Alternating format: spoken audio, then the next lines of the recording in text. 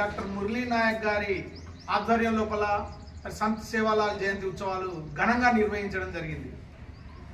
ఆ యొక్క జయంతి ఉత్సవాలకు కుల మత తారతమ్యాలకు తేడా లేకుండా అశేష ప్రజానికం హాజరయ్యి మరి ఆ యొక్క కార్యక్రమాన్ని జయప్రదం చేయడం జరిగింది.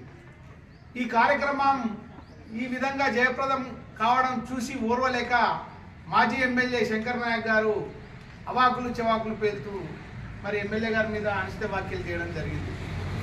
అయ్యా శంకర్ నాయక్ గారు 10 సంవత్సరాల నుండి మీరు సంత్ సేవాలాల్ జయంతి ఉత్సవాలు జరుగుతున్నాయని మీరు చెప్పడం జరిగింది.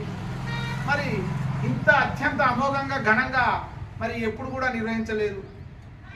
అదేవిధంగా రాష్ట్ర ప్రభుత్వం కూడా ఈ సంత్ సేవాలాల్ జయంతికి కాంగ్రెస్ పార్టీ ప్రభుత్వం ఆప్షనల్ హాలిడేని కూడా ఇవ్వడం జరిగింది. గత 10 సంవత్సరాల లోపల ఎప్పుడు కూడా ఈ యొక్క అవకాశాన్ని ఇవ్వలేదు.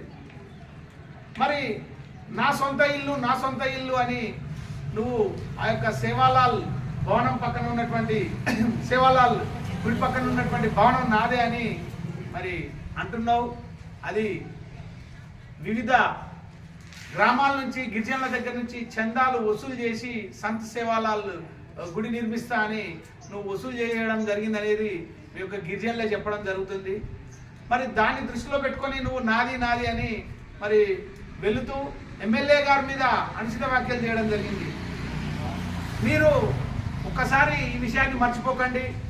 50,000 పైచిలుకు ఓట్లతోటి మీరు ఓడిపోవడం జరిగింది.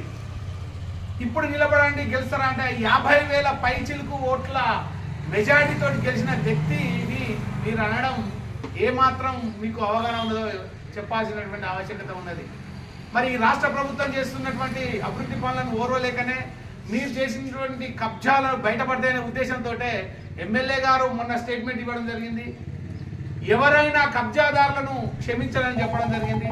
కబ్జా కోర్లను మరి వారి జూలు పిండి మరి భూములన్నీ కూడా మరి వసూలు చేస్తారని చెప్పడం జరిగింది. కాబట్టి మీరు ఏమైనా కబ్జా చేయదలుచుకుంటే మీరు చేసినటువంటి భూములను తిరిగి ఇవ్వాల్సినటువంటి మరి ఆవశ్యకత ఉన్నదనే ఉద్దేశంతో మీరు ఈ విధంగా మరి ఎమ్మెల్యే గారి మీద వ్యాఖ్యలు చేయడం జరుగుతుంది.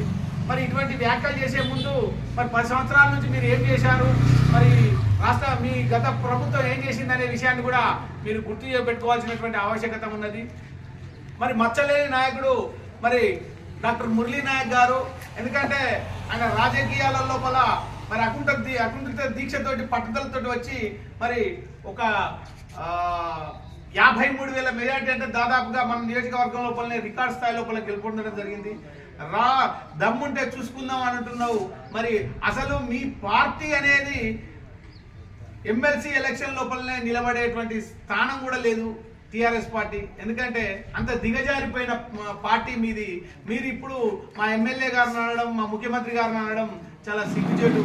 ఎందుకంటే ప్రతి ఒక్కరు